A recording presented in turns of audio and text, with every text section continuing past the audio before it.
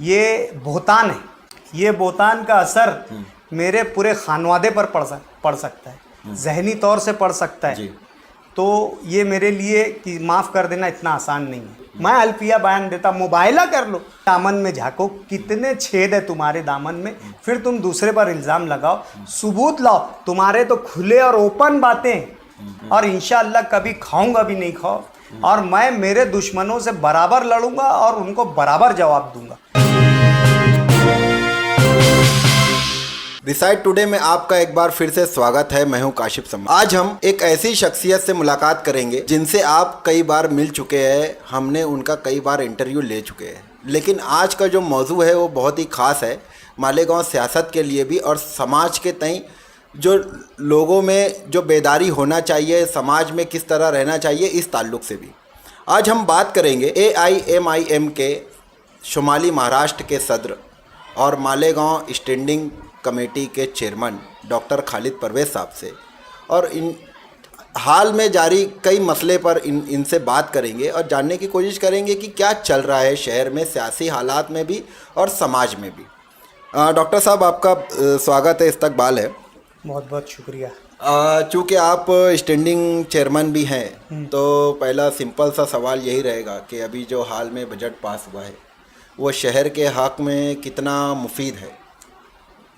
Malegaon municipal corporation के commissioner की जानिब से स्टैंडिंग कमेटी में जो बजट पेश किया गया था वो एक रूटीन बजट था, लेकिन यकायक जो मार्च में एक ग्लोबल सिनेरियो चेंज हो गया। पूरी दुनिया में कोविड-19 के असरात ज़ाहिर होने लगे और कोविड पूरी दुनिया में फैल गया और साथ ही साथ मालेगांव में भी फैल गया। हमारे सामने अब एक नया चैलेंज खड़ा हो गया था कि आने वाले वक्तों में हम ये कोविड जैसी मौलिक मर्ज से कैसे लड़ सके। और साथ ही साथ मैंने इससे पहले भी मेरे कई इंटरव्यू में कहा कि मैं एक मेडिकल स्टूडेंट हूँ या मैं डॉक्टर हूँ, तो मैं मेरे आने वाले बजट में प्रायोरिटी जो दूंगा वो मैं मेडिकल फैसिलिटीज़ के लिए दूंगा। इस नए बदलते सिनेरियो में हमने ज़्यादा बजट जो है हमने मेडिकल फैसिलिटीज़ के लिए रखा है। जैसे कि हमने वाडिया हॉस्पिटल के लिए 1 करोड़ रुपया रखा है ताकि वहाँ पर हम जो है सेंट्रल O2 लाइन डालें। जैसा कि हमने कोविड के मामले में देखा कि जो इसकी सिंपल जो ट्रीटमेंट है वो ऑक्सीजन थेरेपी है। पेशेंट को कंटिन्यू ऑक्सीजन मिलना चाहिए, ये उसकी सिंपल एक थेरेपी है। तो वो उसको सेंट्रल O2 लाइन डालने के लिए हमने वाडिया में 1 करोड़ रुपये का बजट रखा। इसी तरीके से अली अकबर में भी हमने वहाँ पे हमारी प्राइवेट लेबॉर्ट्री बनाने का, ब्लड टेस्ट करने का, इन्वेस्टिगेशंस करने का एक एक्सरे मशीन है और दूसरी एक्सरे मशीन लाना है, सोनोग्राफी मशीन लाना है, और NUHM के ज़रिए जो पोस्ट हमारी जो अभी वैकेंट है उसके ज़रिए हमारे कंसल्टेंट्स लाकर वहाँ पर एक हम 2 बेड का ICU सेंटर बनाने की हमारी कोशिश है।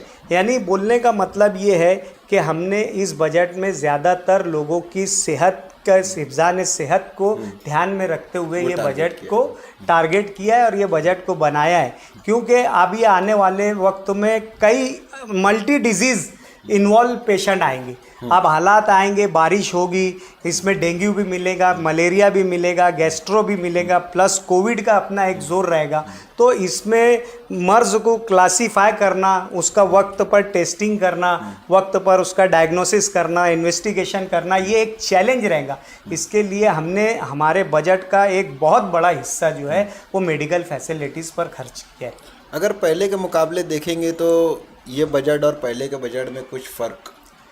पहले जो है वो ट्रेडिशनल बजट्स बनते थे कि रोड पे रोड, गटर पर गटर, और जो है गड्ढे मुनने का, यही सब बजट बनकर जो आता था यही होता था। हमने हमारी लास्ट स्टैंडिंग में 5 करोड़ रुपया जो इधर जो वह इस्तेमाल नहीं हुआ था उसको रीअप्रोप्रिएट करके शहर भर के गड्ढे और शहर भर के जो रोड है उसकी दुरुस्ती के लिए हमने वो 5 करोड़ रुपए का इस्तेमाल किया। एक पॉलिसी बनाए, हमने नया खर्च नहीं कर रहा रोड के गड्ढे भरने पर, हमने 5 करोड़ में वो नए रोड में जो गड्ढे हुए हैं वो गड्ढे भरने का काम हमने पिछली स्टैंडिंग के बजट से ही कर लिया।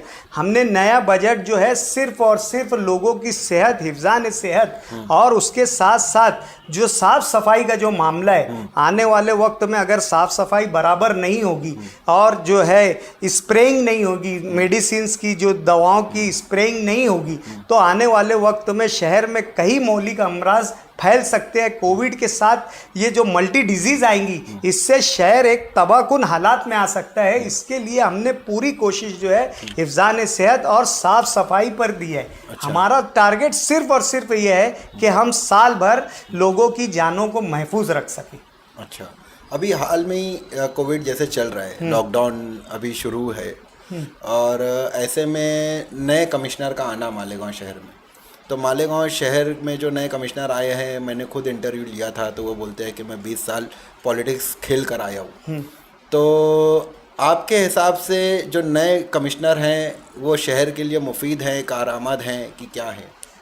मालेगांव शहर के लिए जैसे स्ट्रेट और फॉरवर्ड और पॉलिटिकल एक्सपीरियंस वाला और पॉलिटिकल बैकग्राउंड वाला और डिफरेंट डिपार्टमेंट्स में काम करने वाला जो आदमी चाहिए था, मैं समझता हूँ दीपक कासार साहब में वो तमाम तर सलाहियतें मौजूद है। अगर शहर के लीडरान उनका साथ देते हैं तो यकीनन वो शहर को कुछ ना कुछ देकर जाएंगे, शहर की काया पलट कर जाएंगे। शहर के लीडरान ने उनका साथ देना चाहिए, नहीं तो उन्होंने जो कहा कि हत्ती चलता है कुत्ते भूखते हैं, तो कुछ कुत्ते भौंक रहे हैं, वो उनके हाथी पर चलने पर कुछ कुत्ते भौंक रहे हैं और वो कुत्तों को बुरा लगा तो वो और भूखे भी। तो मैं ये चाहता कि वो दीपक कासार साहब का उन कुत्तों ने भी साथ देना चाहिए। सियासत और कारपोरेशन से जुड़ा हुआ एक सवाल, जैसा कि आप स्टैंडिंग चेयरमैन हैं और स्टैंडिंग कमेटी में करीब 16 अरकान होते हैं, तो आपकी जो भी मिकाद रही है या ये बजट बनाने तक के, इन अरकान ने आपका कितना साथ दिया? देखो, स्टैंडिंग कमेटी को एक कोऑर्डिनेशन कमेटी भी कह सकते हैं। वहाँ पर कोई पार्टी, कोई पक्ष नहीं रहता है। जाहिर सी बात है, स्टैंडिंग कमेटी में ऐसे ही सब्जेक्ट्स आते हैं, ऐसे ही विषय आते हैं जो शहर की भलाई के लिए रहते हैं, शहर के कामकाज के लिए रहते हैं। तो वहाँ पर यकीनन तमाम मेंबरों ने मेरा वहाँ पर साथ दिया और हमने कोऑर्डिनेशन से काम किया। बीच में कुछ मिसअंडरस्टैंडिंग्स हमारी हुई होगी किसी काम को, लेकिन उसने बहुत ज़्यादा यानी सख्त रूप इख्तियार नहीं किए उस बात में। तमाम स्टैंडिंग कमेटी के सदस्यों का मुझे भरपूर साथ मिला, लेकिन हुआ ये कि मुझे मियाद जो है वो बहुत कम मिली। मेरा शुरुआती वक्त जो है वो आचार संहिता में चले गया, उसके बाद मेरा 4 महीने के करीब लॉकडाउन में चले गया। मेरे 11 महीने की मुद्दत में 6 महीना जो है वो मेरा जो है काम करने मुझे मिला नहीं। 5 महीने के कलील मुद्दत में मेरी जितनी ताकत थी, बिसात थी, कोशिश थी, मैं शहर भर के लिए मेरे स्टैंडिंग मेंबरान के साथ मिलकर मैंने काम करने की भरपूर कोशिश किया और मैं तमाम मेंबरान का शुक्रिया अदा करता हूँ, उन्होंने मुझे भरपूर ताउन दिया। अच्छा, इसी में मालेगांव शहर की जो मौजूदा मेयर हैं उनसे आपके काफ़ी इख्तिलाफात नज़र आ रहे हैं। कहा जाता है कि आपके खिलाफ़ कंप्लेन भी की गई है या आपने उनके खिलाफ़ में कुछ किया है, तो ये क्या मामला है? देखिए, हुआ ऐसा कि ये स्टैंडिंग कमेटी की एक मीटिंग थी।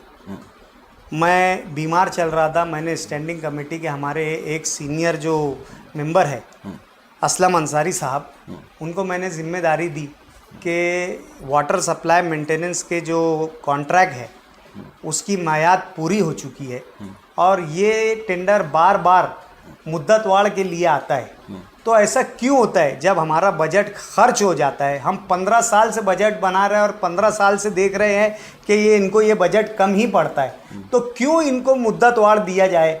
काहे के लिए दिया जाए? ये बजट एस्टीमेट नहीं करते कि इतना खर्चा होगा? तो आप इसकी पूरी मालूमात लेके रखिए। मैं बीमार हूँ, मैं अभी कुछ दिन कारपोरेशन नहीं आ सकता, आप इसकी मुकम्मल मालूमात लीजिए और आप ऑफिसरान से मीटिंग में सवाल करना। मैं अभी इस पर स्टडी नहीं कर सकता। लेकिन क्या गलत फहमी हुई महापौर मैडम को और साबिक मेयर साहब को क्या बताया गया मेरे समझ में नहीं आया। मैं जब साबिक मेयर साहब के पास गया, मैंने कहा कि मेयर साहब, अगर आपको कुछ एतराज़ था तो आप लोग मीटिंग में आते, कोरम पूरा करते और उस वक्त मीटिंग तहकूब कर देते या लैप्स कर देते। वहाँ आकर आप अपनी बात रखना चाहिए था। आप गलत फहमी पैदा नहीं करना चाहिए था, क्योंकि आप सब लोगों ने मिलकर मुझे चेयरमैन बनाया। आपने चेयरमैन की गरिमा को ठेस पहुँचाया और समिति की गरिमा को ठेस पहुंचाया। इस पर हमारी तूतू मैमय हुई, और मेरी जब ये तूतू मैमय हुई उसके बाद मेयर साहब चले गए, और मेरी तो मेयर साहिबा से तो कोई बात ही नहीं। मेयर साहिबा एंटी चैम्बर में बैठी थी, उन्होंने कैसे मुझ पर ये झूठा इल्ज़ाम लगा दिया ये अल्लाह बेहतर जानता है। मैं तो उनको चैलेंज करता कि आप किसी भी तरीके का मेरे से हल्फिया बयान ले लो, या आप हल्फिया बयान दे दो कि मैंने आपको कोई नाजेबा कलमात बोला या जान से मारने की धमकी दिया या तुम्हारा मेरा कहीं सामना हुआ। आप हल्फिया बयान दे दो, मैं हल्फिया बयान देता, मुबायला कर लो। मैं हल्फिया बयान देता, मुबायला कर लो। मैंने एक ऐसा कोई नाजेबा बात मैंने मेयर साहिबा को नहीं बोला। वो ऐसे भी देखा जाए तो मेरी रिश्तेदार है, और ऐसे देखा जाए मेरे से उम्र में बड़े हैं, और प्रोटोकॉल ये है कि वो हमारी बॉस है। मैं कैसे उनको इस तरीके के अल्फाज बोल सकता हूँ या कैसे जान से मारने की धमकी दे सकता हूँ? ये सरासर बेबुनियाद इल्ज़ाम है। मेरे समझ में ये नहीं आ पा रहा है कि डॉक्टर खालिद ही क्यों इतना चर्चा में बना हुआ। ये तो मेरे भी ये चीज़ समझ में नहीं आ रहा कि आखिर मैं लोगों के निशाने पर इतना क्यों। मुझे तो ये इस ज़िमन में वो शेर याद आता कि देखा जो तीर खा के कमी गाह की तरफ, कुछ अपने ही दोस्तों से मुलाकात हो गई। मुझे तो मेरे इस कॉन्स्पिरेसी में तो मुझे मेरे अपने ही लोग दिखते जो मेरे खिलाफ साजिश रच रहे। और क्यों रच रहे? उनको मुझसे क्या डर है, मेरी से क्या दुश्मनी है, मैं आज समझ नहीं पा रहा ये। अच्छा, आप दुश्मनी की बात कर रहे हैं, तो आपको प्रॉब्लम कांग्रेस से है या कांग्रेस के लीडरान से है? देखो, मेरे को ना कांग्रेस से है ना कांग्रेस के लीडरान से प्रॉब्लम है। मुझे उनकी जो है मॉडिफाइड प्रैक्टिस है ना, जो उससे प्रॉब्लम है। उनके सिस्टम से प्रॉब्लम है, उनके करप्शन से प्रॉब्लम है, उनका माल बनाने का जो वो ख्वाब है ना, उससे प्रॉब्लम है। वो जो लूट खसोट करते ना, उससे प्रॉब्लम है। बाकी मेरे को उनसे ज़ाती तौर से कोई प्रॉब्लम नहीं है। वो यानी एक चीज़ अभी तुम ये देखो, वहाँ छोटे से बड़ा सिर्फ वहाँ पर माल कमाने आ रहे हैं। जो फ्री हो गए, जो जिम्मेदारी पहले निभा रहे थे, अब वो जिम्मेदारी से फ्री हो गए, अब वो आकर ड्यूटी देने लगे। एक बेटा ड्यूटी देने लगा, माँ मेयर है, अब साथ में वालिद साहब, पूरे लोग कॉरपोरेशन को एक कॉरपोरेट बिजनेस बनाकर हर टेंडर, हर नौकर भर्ती बोलो, मानधन भर्ती बोलो, हर कोई से यानी पूरा कॉन्ट्रैक्ट ले लेते कि ये चीज़ है, तुझे हम टेंडर भी दिला कर देंगे, स्टैंडिंग में मंजूरी भी करा कर देंगे, इसका वर्क ऑर्डर भी करा कर देंगे। यानी कॉरपोरेशन में करप्शन की नई पद्धत डाल दी गई। मेरी उनसे ये चीड़ है। अच्छा। मेरी उनसे ये नाराज़गी है, मेरी उनसे कोई ज़ाती नाराज़गी नहीं है।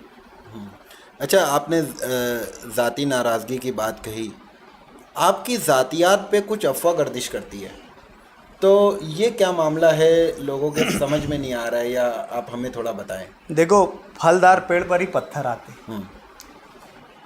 यहाँ पर एक मिसाल बहुत मशहूर है कि लोग बोलते कौवा कान ले गया, तो लोग कान की तरफ नहीं देखते, कौवे की तरफ देखते।